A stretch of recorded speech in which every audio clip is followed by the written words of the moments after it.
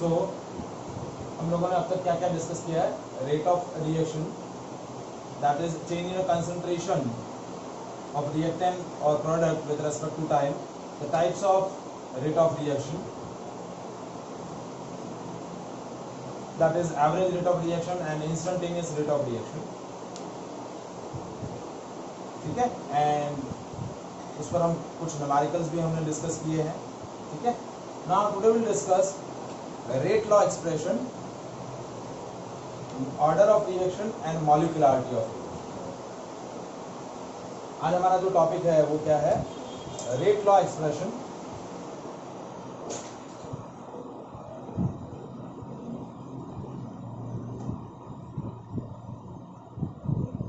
Order of reaction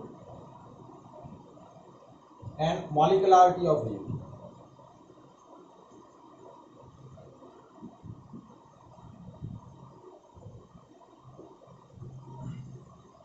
तो देखिए, सबसे पहले है रेट लॉ एक्सप्रेशन. देखिए, लास्ट ईयर हमने एक टॉपिक केमिकल इक्विलिब्रियम में डिस्कस किया था, that is name as law of active mass propose by, या law of mass action which is propose by Guldberg. According to this law, that rate of reaction is directly depends on the concentration of reactant. जैसे if I am writing a balanced chemical equation,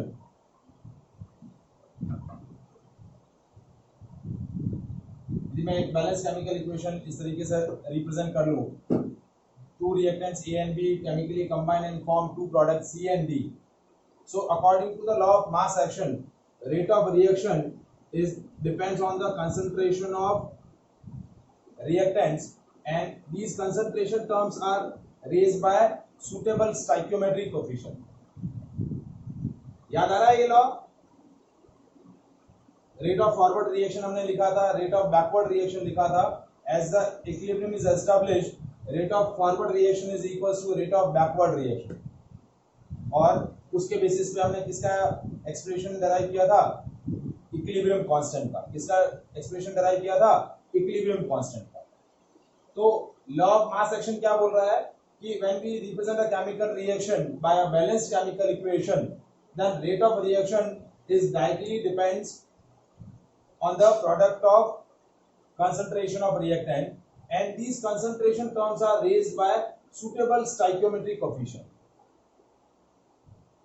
But practically जब भी कोई reaction proceed होती है, ठीक है, जब भी लॉजिकली या प्रैक्टिकली कोई भी केमिकल रिएक्शन लैब में परफॉर्म किया जाता है, तो उसका जो रेट लॉ एक्सप्रेशन, ये जो एक्सप्रेशन है, this expression is known as rate law expression. इस एक्सप्रेशन को हम क्या बोलते हैं? Rate law expression. तो गुलबर्ग ने जो law of mass action propose किया था, उसमें उसने जो रेट लॉ एक्सप्रेशन प्रपोज किया, that expressed by physically observe the balanced chemical equation. Balanced chemical equation को physically observe किया, और उस balanced chemical equation को observe करके उसका rate law expression propose कर दिया. जबकि practically क्या होता है, किसी भी chemical reaction का जो rate law expression होता है, rate law expression मतलब कि mathematically rate of reaction किस according reactant की concentration पे depend कर रही है. तो वो जो rate law expression है, that rate law expression is written by performing that reaction practically, not by observing its balanced chemical equation theoretically. किसी भी chemical reaction का जो rate law expression होता है, उसकी balanced chemical equation को observe करके कभी भी नहीं लिखा जा सकता. उसका rate law expression जो होगा वो क्या होगा? जब वो reaction practically perform होगी, तो practically वो किन किन रिएक्टेंट्स पर किस अकॉर्डिंग डिपेंड कर रही है, उसके बेसिस पर उसका रेट लॉ एक्सप्रेशन लिखा जाएगा. बैलेंस केमिकल इक्वेशन को देखकर उसका रेट लॉ एक्सप्रेशन हम नहीं लिख सकते. Is it clear? ये एक्सप्रेशन समझ में आया? ये जो एक्सप्रेशन है, ये एक्सप्रेशन क्या बोला जाता है? Rate law expression. तो ये जो रेट लॉ एक्सप्रेशन है, ये रेट लॉ एक्सप्रेशन जो है वो प्रैक्टिकली लिखा जाएगा, प्रैक्टिकली रिटन होगा when we practically perform that reaction, not observing, not written theoretically by observing the balanced chemical equation. Balanced chemical equation को देखकर theoretically आप rate law expression नहीं लिख सकते. Is it clear? समझ में आया ये पॉइंट?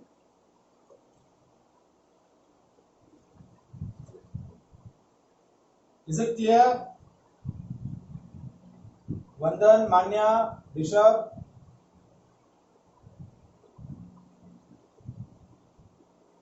समझ में आया ऋषभ?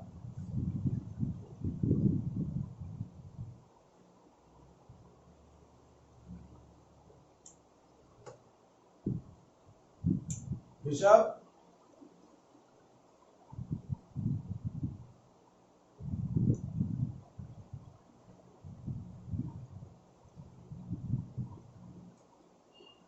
जैसे फॉर एग्जांपल कि सपोज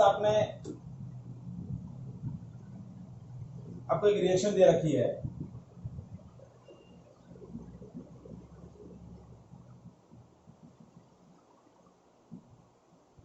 दो रिएक्टेंट्स हैं ए और बी, ठीक है, ए के N1 मोल्स हैं, बी के N2 मोल्स हैं, मतलब स्टोइकियोमेट्रिक कोएफिशिएंट ए का N1 है, बी का N2 है, और इससे आपको क्या प्रोडक्ट मिल रहा है? कोई भी एक प्रोडक्ट, रिक्वायर्ड प्रोडक्ट मिल रहा है. प्रोडक्ट का टाइप मैं नहीं लिख रहा हूं, ठीक है. तो according to the law of mass action हम इसका रेट लॉ एक्सप्रेशन कैसे लिखते हैं? R is directly proportional to A to the power N1 and B to the power N2. ये जो मैंने रेट लॉ एक्सप्रेशन लिखा, this rate law expression is written on the basis of law of mass action which is proposed by Goldberg. But practically इसका rate law expression जो होगा वो हो सकता है कि यही हो और हो सकता है कुछ डिफरेंट हो, बट वो कैसे लिखा जाएगा? when we perform that reaction practically. तो रेट लॉ एक्सप्रेशन जो होगा या तो इसको इस तरीके से लिखेंगे a to the power m1 और b to the power m2. Now this rate law expression which we written practically, and ये जो rate law expression है that is written theoretically, and now the value of m1 and m2 is same as the n1 and n2 or may be different. m1 और m2 की value हो सकता है कि same हो और हो सकता है कि m1 और m2 की वैल्यू n1 और n2 से क्या हो? डिफरेंट. ये जो मैंने रेट लॉ एक्सप्रेशन लिखा, ये मैंने प्रैक्टिकली जब रिएक्शन परफॉर्म करी तो उसके बेसिस पे लिखा है.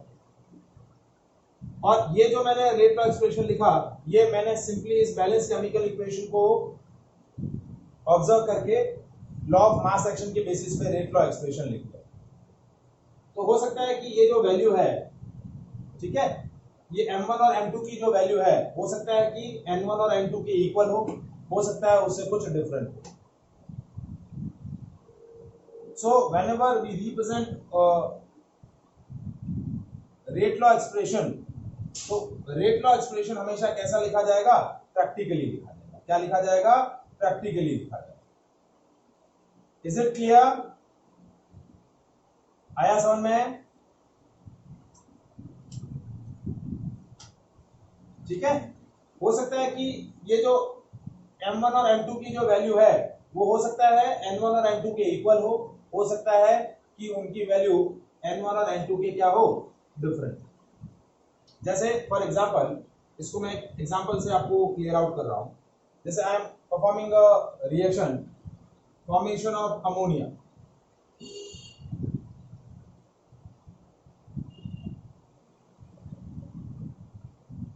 सो इस बैलेंस केमिकल इक्वेशन को देखकर यदि हम लॉ ऑफ मास एक्शन के बेसिस पे इसका रेट लॉ एक्सप्रेशन लिखें, तो रेट लॉ एक्सप्रेशन क्या होगा? R is equal to, R is directly proportional to n to the power 1 and h to the power 3. This rate law expression which we represent according to the law of mass action and which we written theoretically. लेकिन practically जब ये reaction perform होता है laboratory के अंदर, तो इसका rate of reaction क्या होता है? n to the power 0 h to the power 0. This reaction is zero order reaction, मतलब आपके अमोनिया का जो फॉर्मेशन है वो नाइट्रोजन और हाइड्रोजन की कंसंट्रेशन पे डिपेंड ही नहीं करता. The reaction is zero order reaction. तो थ्योरेटिकली जब हमने देखा तो इसका रेट लॉ एक्सप्रेशन इस तरीके से लिखा जा रहा है, लेकिन प्रैक्टिकली जब रेट लॉ एक्सप्रेशन लिखा जाता है, जब आप रिएक्शन को प्रैक्टिकली लेबोरेटरी में परफॉर्म करते हैं और उसके बाद जब प्रैक्टिकली उसको ऑब्जर्व किया जाता है, उसके बेसिस पे आपका रेट लॉ एक्सप्रेशन लिखा जाता है। Is it clear? Point clear out हुआ जो मैं समझाना चाह रहा हूं?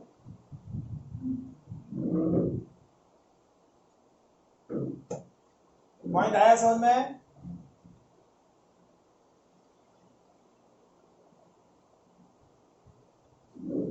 ठीक है, जैसे एक और एग्जांपल मैं लिख रहा हूं, जैसे 2NO2 plus F2 gives nitrogen dioxide and fluorine. When react with each other, they will form nitrogen oxide fluoride, nitrogen oxofluoride. ठीक है, तो अब इसके अंदर आपका रेट ऑफ रिएक्शन जो है थ्योरेटिकली हम देखें तो NO2 की पावर का स्क्वायर और F2 इस according to the law of mass action जो है इसका rate of reaction, rate law expression जो है इस अकॉर्डिंग लिखा जा रहा है। लेकिन प्रैक्टिकली जब हम रेट लॉ एक्सप्रेशन लिखेंगे, when we perform this reaction practically, तो इसका रेट लॉ एक्सप्रेशन कैसे लिखा जाता है? Rate of reaction depends on the single power of NO2 and single concentration power of F. ये एक्चुअल रेट लॉ एक्सप्रेशन होगा इस रिएक्शन के, यानी NO2 और F2 की कंसंट्रेशन की सिंगल पावर पर वो क्या करता है? डिपेंड करता है। तो ये जो रेट लॉ एक्सप्रेशन लिखा गया ये थ्योरेटिकली लिखा जा रहा है which is according to the law of mass action, लेकिन प्रैक्टिकली जो रेट लॉ एक्सप्रेशन लिखा जाता है वो उस रिएक्शन को प्रैक्टिकली परफॉर्म करके लिखा जाता है। और इस प्रोपोर्शनलिटी साइन को जब हम क्या करते हैं, रिमूव करके कांस्टेंट ऐड करेंगे तो वो क्या बोला जाएगा? Rate constant. वो प्रोपोर्शनलिटी कांस्टेंट क्या बोला जाएगा? Rate constant. तो नेक्स्ट हमारा पॉइंट है रेट कांस्टेंट।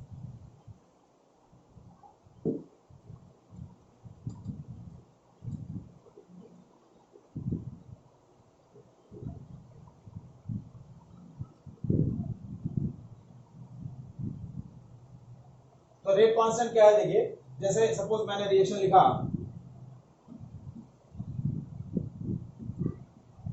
ये मेरा केमिकल रिएक्शन है जिसको मैंने बैलेंस केमिकल फॉर्म में लिखा है, और इसका प्रैक्टिकली रेट लॉ एक्सप्रेशन जो मैंने इस रिएक्शन को प्रैक्टिकली परफॉर्म करके लिखा, तो रेट लॉ एक्सप्रेशन क्या है?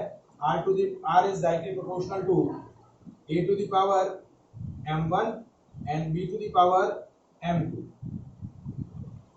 जब मैं इस प्रोपोर्शनलिटी साइन को रिमूव करूंगा, आई ऐड अ कांस्टेंट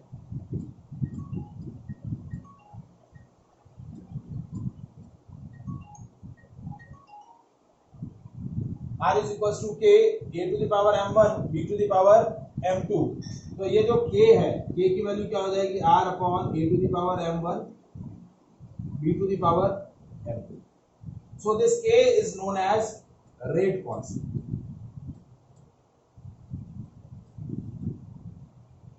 ये जो प्रोपोर्शनलिटी साइन है, ये प्रोपोर्शनलिटी कांस्टेंट है, ये प्रोपोर्शनलिटी कांस्टेंट क्या बोला जाता है? Rate constant. क्या बोला जाता है?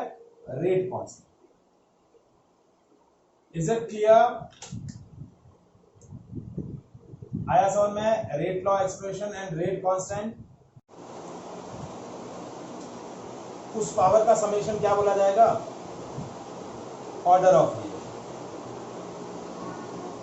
जैसे ये आपका केमिकल रिएक्शन है, balance chemical reaction, balance chemical equation, उसका रेट लॉ एक्सप्रेशन हमने उस रिएक्शन को प्रैक्टिकली परफॉर्म करके लिखा, R is equals to K, A to the power m1, B to the power m2। तो इस रेट लॉ एक्सप्रेशन में कंसंट्रेशन टर्म जिस सुटेबल पावर से रेज हुई है, उन सुटेबल पावर्स का समेशन क्या बोला जाएगा? Order of reaction. तो अब यहाँ देखिए एक और इम्पोर्टेंट पॉइंट यहाँ पता चल रहा है कि हमने रेट लॉ एक्सप्रेशन कैसे लिखा है? प्रैक्टिकली लिखा है। कैसे लिखा है? By performing that reaction practically in the lab. तो ऑर्डर ऑफ रिएक्शन भी, किसी भी रिएक्शन का जो ऑर्डर ऑफ रिएक्शन होगा, किसी भी केमिकल रिएक्शन का जो ऑर्डर होगा, वो भी हमेशा प्रैक्टिकली कैलकुलेट किया जाएगा not written theoretically by observing its balanced chemical equation. उसकी बैलेंस केमिकल इक्वेशन को देखकर आप उसका रेट लॉ एक्सप्रेशन नहीं लिख सकते। आई बात समझ में? So order of reaction is also determined practically. Rate law expression practically determine होता है, उसी तरीके से आपका ऑर्डर ऑफ रिएक्शन जो होगा वो भी क्या होगा, प्रैक्टिकली डिटरमाइन।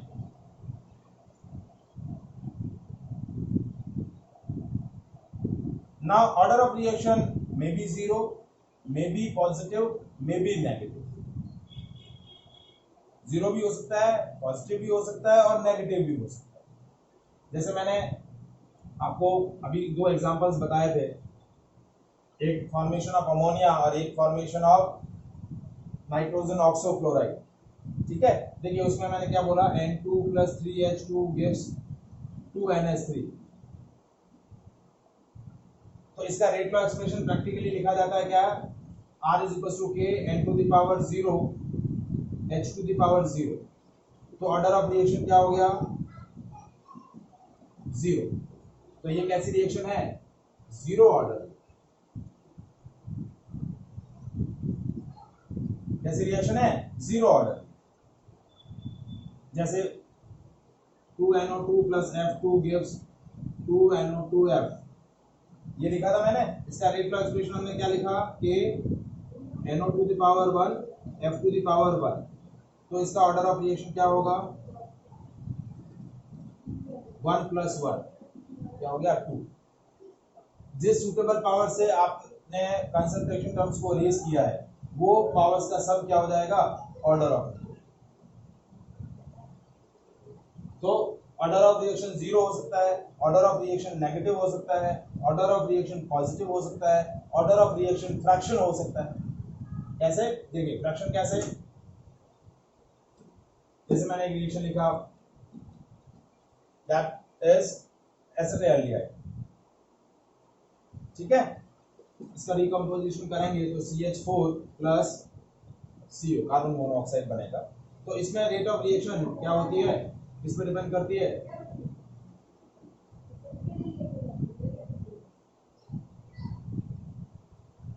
एसिटाल्डिहाइड की कंसंट्रेशन की पावर का 3/2। तो ऑर्डर ऑफ रिएक्शन यहां क्या हो जाएगा,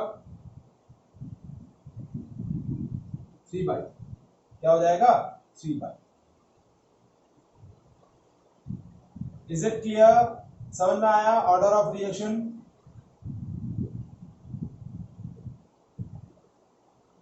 क्या पॉइंट नहीं आया बताइए।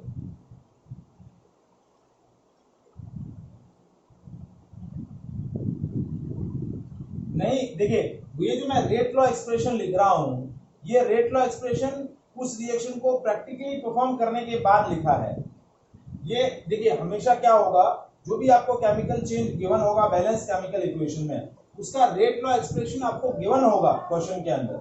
ये मैंने आपको अभी बोला है कि किसी भी केमिकल रिएक्शन का रेट लॉ एक्सप्रेशन आपको क्वेश्चन के अंदर गिवन होगा। आप थ्योरेटिकली उस रिएक्शन को देख के उसका रेट लॉ एक्सप्रेशन नहीं लिख सकते कि भाई ये बैलेंस केमिकल इक्वेशन है, इसमें तो CH3 CHO का एक ही मॉलिक्यूल है और यहाँ 3/2 कैसे लगा दिया। यही डाउट आ रहा है ना आपको। हाँ, तो ये जो रेट लॉ एक्सप्रेशन लिखा है वो प्रैक्टिकली लिखा गया है, उस रिएक्शन को प्रैक्टिकली परफॉर्म करके लिखा गया है।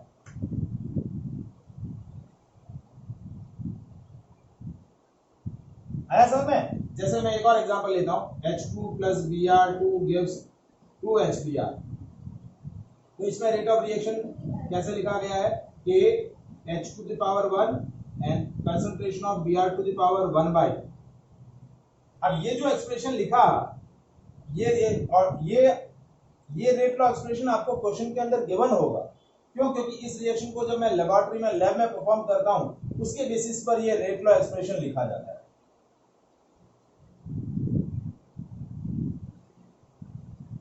ठीक है, तो यहां ऑर्डर ऑफ रिएक्शन क्या आ जाएगा, ऑर्डर ऑफ रिएक्शन आ जाएगा 1 + 1/2 यानी 3/2।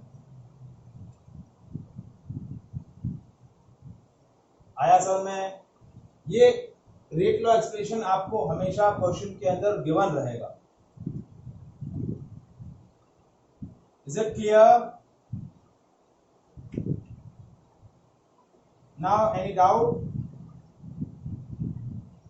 एनीवन?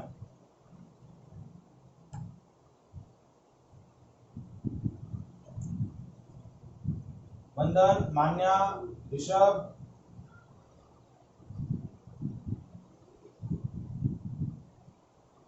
डाउट है ऋषभ?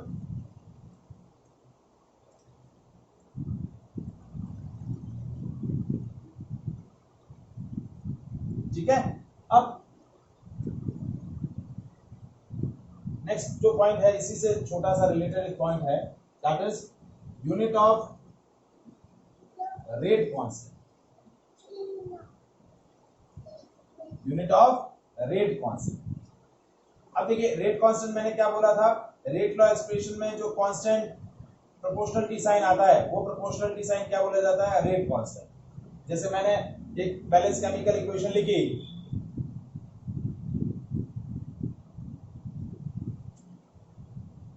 और single reactant A is converted into the product, और इसका रेट लॉ एक्सप्रेशन मैंने प्रैक्टिकली लिखा,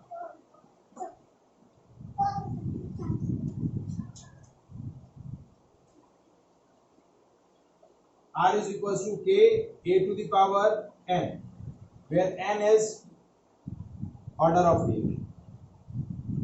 क्या है? n is order of reaction। तो K का एक्सप्रेशन क्या हो जाएगा, K is equals to R upon A to the power n। K क्या हो जाएगा, R upon A to the power n। अब देखिए R का यूनिट क्या, मुझे क्या कैलकुलेट करना है, यूनिट ऑफ K। क्या कैलकुलेट करना है, यूनिट ऑफ K। तो देखिए R का यूनिट क्या होता है, mole, litre inverse, time inverse. Last class के अंदर हमने रेट ऑफ रिएक्शन का यूनिट पढ़ा था, mole, litre inverse, time inverse, divided by, अब ये है कंसंट्रेशन, तो कंसंट्रेशन की यूनिट होती है मोल, लीटर इनवर्स, इसकी होल पावर क्या हो जाएगी, n। मोल लीटर इनवर्स की होल पावर n। तो देखिए ओवरऑल यूनिट क्या बना K का, देखिए ऊपर है मोल पर लीटर की पावर 1 और नीचे है मोल पर लीटर की पावर n। तो यूनिट क्या हो जाएगा, K का यूनिट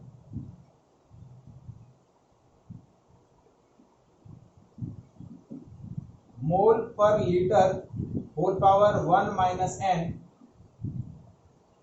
टाइम इनवर्स। देखिए यहां था मोल पर लीटर, यहां इसकी होल पावर 1 थी, और ये था मोल पर लीटर की होल पावर n। तो ये n जब ऊपर आएगा तो माइनस n हो जाएगा, तो मोल पर लीटर की होल पावर क्या हो जाएगी, 1 माइनस। तो ये आपका क्या हो गया, यूनिट ऑफ रेट कांस्टेंट। आया समझ में ये पॉइंट?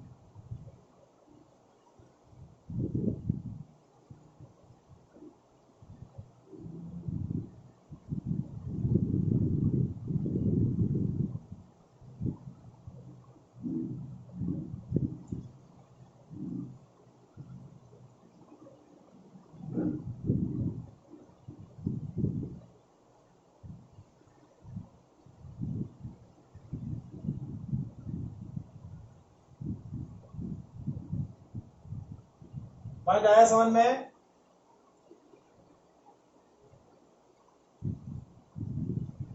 ये मैंने जो यूनिट ऑफ के बताया आपको, इज देयर एनी डाउट? देखिए एक्सप्रेशन क्या लिखा, k is equal to r upon a to the power n। ठीक है, r की यूनिट है मोल पर लीटर टाइम इनवर्स, और कंसंट्रेशन का यूनिट होता है मोल पर लीटर, और उसकी होल पावर n है। क्या है? Whole power n। तो मोल पर लीटर की होल पावर 1 और नीचे है मोल पर लीटर की होल पावर n, तो ये हो गया मोल पर लीटर की whole power 1 minus n time inverse. अब देखिए सपोज यदि आपका रिएक्शन जीरो ऑर्डर है, क्या है? जीरो ऑर्डर रिएक्शन है, तो ऑर्डर ऑफ रिएक्शन क्या हो गया? जीरो। एन की वैल्यू क्या हो जाएगी? जीरो। तो यूनिट ऑफ के क्या हो जाएगा? मोल पर litre whole power 1 minus zero time inverse. तो के की यूनिट क्या आ जाएगी? Mole litre inverse time inverse. मतलब हम क्या कर सकते हैं, के की यूनिट को चेक करके ऑर्डर ऑफ रिएक्शन बता सकते हैं कि यदि आपका के का यूनिट ये है तो ये कैसी रिएक्शन है? Zero order reaction. अब देखिए सपोज मेरा फर्स्ट ऑर्डर रिएक्शन है, तो एन की वैल्यू क्या हो जाएगी? 1। तो देखिए यूनिट ऑफ के क्या हुआ? मोल पर लीटर 1 माइनस 1 टाइम इनवर्स। तो 1 माइनस 1 क्या हुआ? जीरो। तो ये मोल पर लीटर कैंसिल, तो यूनिट ऑफ के क्या आ गई? Time inverse. क्या आ गई? यूनिट ऑफ के टाइम इनवर्स। अब यदि आपका देखिए सेकेंड ऑर्डर होता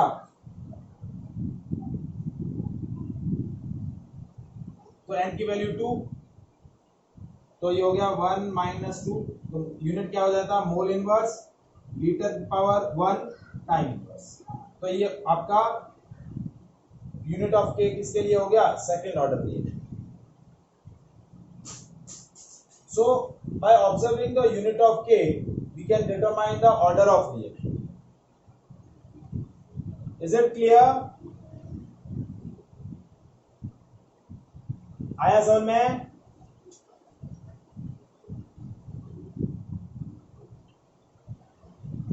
वंदन